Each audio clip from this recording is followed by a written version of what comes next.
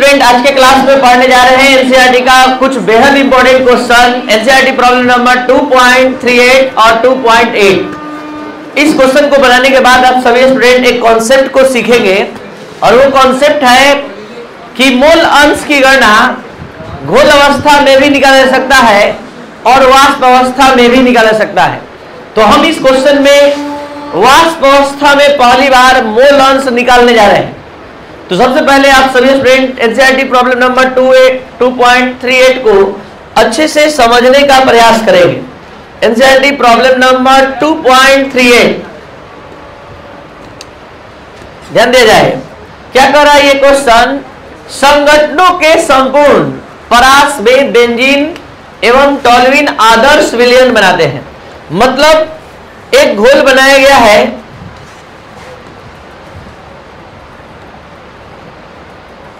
एक घोल बनाया गया है और इस घोल में बेंजीन और टॉल्यूइन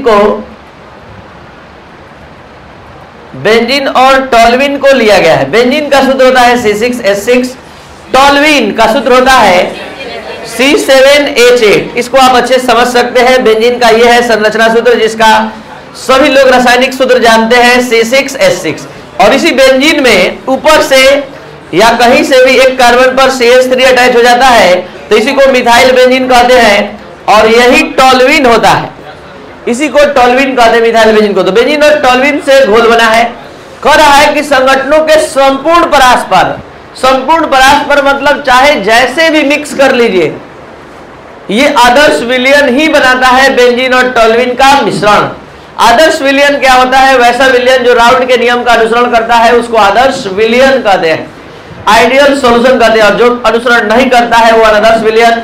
हम लोग इस टॉपिक को आगे बहुत जल्द आदर्श विलयन, अनादर्श विलयन, हेनरी का नियम, द्रव का गैस में विलयता, सारा कुछ पूरे डिटेल में, या गैसों का द्रव में विलयता, सब कुछ डिटेल में हम लोग पढ़ने वाले हैं। आज इस क्वेश्चन को समझने का पूरा प्रयास किया जाए। अभी हम एक लाइन मात्र समझा है, अगला लाइन शुरू हो रहा है। बेंजीन और टॉल्यूइन का शुद्ध अवस्था में, बेंजीन और टॉल्यूइन का शुद्ध अवस्था में वाष्प दाब क्रमशः 50.71 mm और 32.08 mm है। शुद्ध अवस्था में वाष्प दाब बेंजीन का अलग, टॉल्यूइन का अलग दे दिया है। और इतना कहने के बाद कह रहा है कि 80 ग्राम बेंजीन को 100 ग्राम टॉल्यूइन में घोलने पर मिलाए जाए तो वाष्प अवस्था में उपस्थित बेंजीन का, वाष्प अवस्था में स्थित बेंजीन का मोल अंश ज्ञात कीजिए। तो वाष्प अवस्था में बेंजीन का मोल अंश तभी निकल पाएगा जब दोनों द्रव का अलग अलग आंशिक दाब निकलेगा। और आंशिक दाब तभी निकलेगा दोनों का अलग अलग जब तक से मोल अंश नहीं निकलेगा। ध्यान देंगे, पहली बार मोल अंश आप जो निकालने जा रहे हैं वो दाब आंशिक दाब पर आधारित होगा। आप लोग मोल अंश बराबर क्या जानते हैं? Na/Na plus Nb। और यहां पर मोल अंश पहली बार आंशिक दाब के टर्म में निकलेगा Pa/Pa प्लस Pb। अगर XB निकालना है तो PB/Pa प्लस XB। तो यहां पर पहले ध्यान देना होगा कि वाष्प अवस्था में मोल अंश का बात कर रहा है तो हम इसके तरह इसके जैसा निकालेंगे, दाब के पद में निकालेंगे, आंशिक दाब के पद में। तो आपको आंशिक दाब चाहिए दोनों अवयव का, और आंशिक दाब का सूत्र सभी स्टूडेंट जानते हैं कि Pa बराबर क्या होता है? P0A XA। तो क्वेश्चन में तो P0A दिखाई दे रहा है, ठीक है, XA नहीं दिखाई दे रहा है।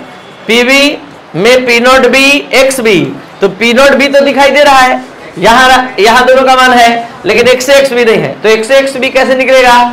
तो मोल की संख्या से निकलेगा। मोल कैसे निकलेगा? तो अणुभार, और मतलब दिए गए भार में अणुभार से भाग देने से निकलेगा। तो हम लोग का पहला लक्ष्य मोल की संख्या निकालना है। मोल की संख्या जब ही निकलेगा तो मोल अंश निकल जाएगा। मोल अंश जैसे ही निकलेगा हमें हिलाकर रख देंगे तो दोनों का आंशिक दाब निकल जाएगा, और दोनों का आंशिक दाब निकल जाएगा तब जाकर वाष्प अवस्था मोल अंश निकालने का प्रयास करेंगे। तो शुरुआत कहां से होगा? समझ पा रहे हैं?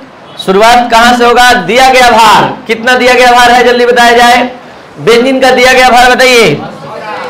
बेंजीन का दिया गया भार क्वेश्चन देखकर बताइए 80 ग्राम। बेंजीन का अणु भार निकलवाइए सामने। बेंजीन का अणु भार 12 गुणा 6 प्लस 1 गुणा 6 कितना आया? दिए गए भार को अणु भार से भाग देने पर क्या हो जाता है? तो देख लीजिए बेंजीन का मोल निकल गया बोर्ड पर। उसी तरह टोल्यूइन का राउंड शुरू हो रहा है। टोल्यूइन का दिया गया भार क्वेश्चन में देखकर बताइए। टोल्यूइन का दिया गया भार 100 ग्राम है और टोल्यूइन का अणु भार निकलवाइए। टोल्यूइन का अणु भार 12 गुणे 7 प्लस 1 गुणा 8 1 गुणा 8 कितना आया? 92। दिए गए भार में अणु भार से भाग दे दिए। तो देख लीजिए बढ़िया से सभी स्टूडेंट ध्यान दीजिए। यहां पर दिए गए भार में अणु भार से भाग दे देकर हम दोनों का अच्छे से मोल निकाल लिए। और जैसे ही मोल आ गया सामने तो आप लोग के लिए दाएं बाएं का खेल है मोल अंश निकालना। मोल अंश निकालना है बेंजीन का। जिसका मोल अंश निकालना है उसका मोल ऊपर, टोटल मोल नीचे। यहां पर भी मोल अंश निकालना है तो आप देखिए दोनों तरफ से निकाल सकते हैं। आप फिर से अनुपात ले लीजिए या फिर 1 में से घटा दीजिए। तो 1 में से घटा दिए, दोनों का मोल अंश निकल गया। हम उसके बाद क्या बोले हैं आप लोग को? हम उसके बाद क्या बोले हैं आप लोग को कि जब दोनों का मोल अंश निकल जाएगा तो हम बारी बारी से दोनों का आंशिक दाब निकालेंगे। और आंशिक दाब का सूत्र हमने क्या बताया आपको? P बराबर P नॉट x से और V बराबर P नॉट B। तो दोनों का आंशिक दाब चलते हैं निकालने। पहले बेंजीन का, तो शुद्ध अवस्था में बेंजीन का वाष्प दाब और उसके बाद बेंजीन का मोल अंश। फिर उसके बाद टोल्यूइन का निकालेंगे। टोल्यूइन का आंशिक दाब निकालेंगे। देखिए टोल्यूइन का भी आंशिक दाब निकल गया। ध्यान से देखा जाए, बेंजीन का यहां पर आंशिक दाब निकल गया, फिर टोल्यूइन का निकाल लिए। और अब जब दोनों का आंशिक दाब निकल गया तो मेन जो मूल मंत्र दे रहे हैं, वाष्प अवस्था में मोल अंश कैसे निकाला जाता है, आज सीख लीजिए। वाष्प अवस्था में देख लीजिए मोल अंश कैसे निकलता है। जिसका मोल अंश निकालना है तो मोल अंश केवल एक ही अवयव का पूछा है, जबकि अवयव 2 है घोल में, बेंजीन टोल्यूइन। जिसका मोल अंश निकालना है उसका मोल ऊपर, उसका आंशिक दाब ऊपर। और दोनों में देखिए दोनों का आंशिक दाब निकाल लिए है, देखिए यहीं पर। और जिसका मोल अंश निकालना है उसका आंशिक दाब ऊपर और टोटल आंशिक दाब नीचे। अगर कहता टोल्यूइन का निकालने के लिए तो कौन ऊपर रहता? 16.68 बटा में 24.34 प्लस 16.6। अब एक बार फिर से शुरू से अंत तक ये पूरा क्वेश्चन हम समझाने जा रहे हैं। उसके बाद आप सभी स्टूडेंट आज अपने हाथ से क्वेश्चन बनाएंगे, बोर्ड पर से नहीं देखकर लिखेंगे। अगर है क्षमता तो दिखाइएगा। इसके लिए हम आपको थोड़ा सा और हम आप लोग का हेल्प कर रहे हैं, दोबारा समझाने जा रहे हैं। एक घोल बनाया गया बेंजीन टोल्यूइन का। बेंजीन का दिया गया भार आपके सामने 80 ग्राम, टोल्यूइन का 100 ग्राम। दिए गए भार में अणु भार से भाग देने पर मोल निकल जाता है। और उसके बाद कह रहा है कि दोनों का अलग अलग बर्तन में शुद्ध अवस्था में वाष्प दाब पता है। और शुद्ध अवस्था में वाष्प दाब जब पता है तो आप आराम से दोनों का आंशिक दाब निकाल सकते हैं। और जब आंशिक दाब निकल जाएगा तो हमने क्या सिखाया आज के इस क्वेश्चन में कि वाष्प अवस्था में मोल अंश निकालना होता है। तो जिसका मोल अंश निकालना होता है उसका आंशिक दाब ऊपर और टोटल आंशिक दाब नीचे। तो यही चीज को समझाते हुए यहां पर हमने कैलकुलेशन स्टार्ट किया। पहले दोनों का मोल निकाला और मोल निकालने के लिए हम आप लोगों को क्या सिखाया आज तक? दिए गए भार में अणु भार से भाग देते तो मोल निकल गया। मोल निकलने से मोल अंश निकल गया। दोनों का मोल अंश आ गया सामने। मोल अंश सामने आ गया तो P बराबर P नॉट x से। इसमें P नॉट का मान ये है, P नॉट और x का मान ये है, कोई दिक्कत? और यहां पर अब PB का मान P not B x B, तो P not B x B हो गया। और यहां पर दोनों मान जब निकल गया, किसका मोल अंश है, किसका आंशिक दाब है? बेंजीन का। किसका आंशिक दाब है? टोल्यूइन का। और हमको मोल अंश किसका निकलना है?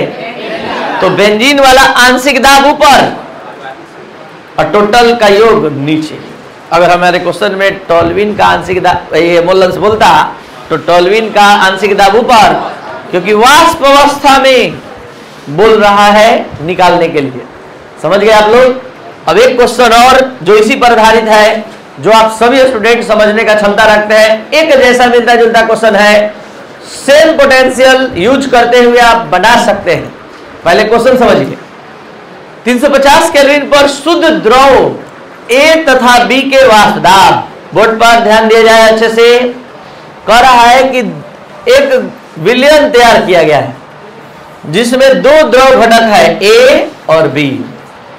के वाष्प दाब क्रमशः अपना अपना इसका वाष्प दाब अलग अलग दे दिया है। ए का यानी पी नॉट ए का मान दे दिया है 450, पी नॉट बी का मान दे दिया है 750, और इतना ही नहीं, इन दोनों के मिलाने से जो घोल बना उसका भी वाष्प दाब दे दिया है। अब आगे का कहानी सुना जाए। पी नॉट ए दे दिया, पी नॉट बी दे दिया, पीएस दे दिया, और फिर क्या कह रहा है कि अब द्रव मिश्रण का संगठन ज्ञात करें। बहुत सारे स्टूडेंट ऐसे हैं इस क्लास में या जो ऑनलाइन इस लेक्चर को देख रहे हैं जिसको संगठन निकालने का मतलब नहीं समझ में आता, तो क्वेश्चन कहां से बनेगा। जिसको क्वेश्चन समझ में आ गया मतलब क्वेश्चन बनाने का क्षमता आ गया। तो संगठन का मतलब यहाँ पर द्रव में संगठन, वाष्प में संगठन का मतलब है मोल अंश निकालना, कितना कितना मोल अंश है, इसी को संगठन बोला जाता है। तो यहाँ मोल अंश निकालना है। ये इतना मान दिया है, कुछ नहीं दिया है, किसी का भार नहीं दिया है। पिछले क्वेश्चन में दोनों का भार दिया था 80 ग्राम 100 ग्राम, ये सब गायब है। पी नॉट ए पी नॉट बी दिया है और पीएस का मान दिया है, और इतना ही से कह रहा है कि द्रव में मोल अंश निकालिए। उसके बाद भी कह रहा है कि रुकिए मत, साथ ही वाष्प अवस्था में भी संगठन बताइए, यानी वाष्प में भी बताइए, द्रव में भी बताइए, द्रव में भी बताइए, दोनों अवस्था में x से xb का मान बताइए। तो शुरू करते हैं पहला कैलकुलेशन। आप सभी स्टूडेंट जानते हैं जब दो द्रव युग्म होते हैं और दोनों वाष्पशील हो तो घोल का कुल वाष्प दाब पीएस बराबर क्या होता है, P naught A X A plus P naught B x B. बस इसी मूल मंत्र का उपयोग करते हुए पी नॉट एक्स ए plus P naught B x B. PS का मान आप लोग को पता है, पी नॉट ए का मान पता है, एक्स ए का मान एक्स ए हम रख दिए, एक्स बी की जगह क्या हम लिख सकते हैं 1 माइनस एक्स ए। एक्स ए प्लस एक्स, दो अवयव से घोल बनता है द्विअंगी घोल में, तो एक्स ए प्लस एक्स बी का योग क्या होता है। तो यहाँ पर हम एक्स बी की जगह 1 माइनस एक्स ए लिख सकते हैं। पी नॉट ए का मान पता है 450, पी नॉट बी का मान पता है 750, एक्स ए। अभी पूरा हल करने पर क्या लगता है किस चीज का ईमान देकर जाएगा, एक्स ए का। और जब एक्स ए का मान निकाल लिए तो 1 में से घटा दीजिए, आंसर हो गया द्रव अवस्था में मोल अंश। अब क्या निकलेगा, मोल अंश द्रव अवस्था में निकाल लिए। अब चलते हैं वाष्प अवस्था में। तो फिर से आपको हम याद दिला दे, अभी तुरंत क्वेश्चन पढ़े हैं कि वाष्प अवस्था में मोल अंश निकालना है तो दोनों का अपना अपना आंशिक दाब चाहिए। तो सेकेंड राउंड का कैलकुलेशन स्टार्ट। दोनों का अपना अपना आंशिक दाब चाहिए। दोनों का आंशिक दाब पी नॉट ए का मान दिया है 450, यहाँ 750, और एक्स ए एक्स बी का मान आप लोग यहां से निकालेंगे, वहां ले जाकर रखेंगे, तो ये दोनों पी ए पी बी का मान आ जाएगा। अभी निकल नहीं गया, अब शुरू हो रहा है मोल अंश। अब मोल अंश जो आप निकालेंगे यहाँ आंशिक दाब वाष्प अवस्था में, वो यहाँ पर आंशिक दाब रखेंगे, जोड़ेंगे, तो ये वाष्प अवस्था में मोल अंश हुआ। और ये वाला मोल अंश एक बार शुरू से अंत तक फिर से दो द्रव युग्म से आपका घोल बना है ए और बी से। ए का शुद्ध अवस्था में वाष्प दाब 450, बी का शुद्ध अवस्था में 750, और घोल का कुल वाष्प दाब है 600। इतना ही सुनाकर कह रहा है कि द्रव अवस्था मोल अंश बताइए। तो हम पहला राउंड का कैलकुलेशन किए, पीएस बराबर पी नॉट एक्स ए plus P naught B x b. तो एक्स ए की जगह एक्स ए रख दिए, एक्स बी की जगह 1 माइनस एक्स ए रख दिए। हल करने पर एक्स ए का मान आया, जैसे ही एक्स ए का मान आएगा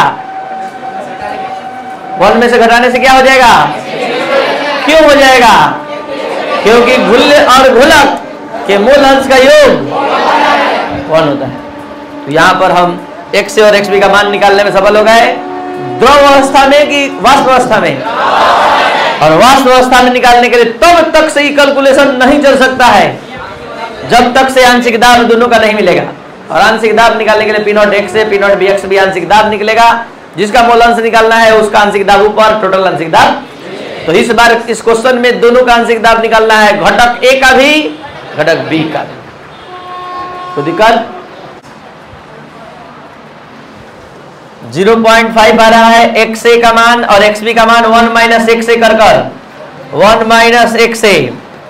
तो ये 1 माइनस 0.5 आ गया 0.5, दोनों का मोल अंश 0.5। ये दोनों मान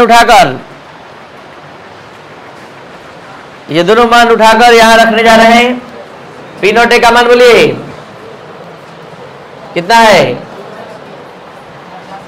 450 गुणा 0.5, गुणा करके कितना रहा है, कितना 225। ठीक है, mm, और यहां पर 750 गुणा 0.5 कितना रहा है 375 mm। और अब यहां पर PA का मान निकालना है तो 225 बटा 225 प्लस 375 कितना रहा है 225 बटा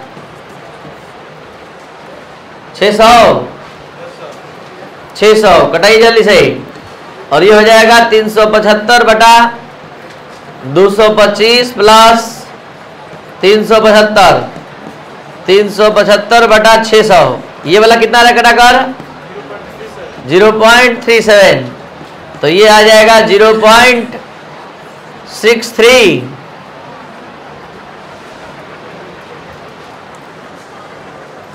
मूलांश का योग 1 होता है, इसलिए 1 में से घटाकर लिख दिया, एक तरह से घटाने पर अप्रॉक्स आना चाहिए।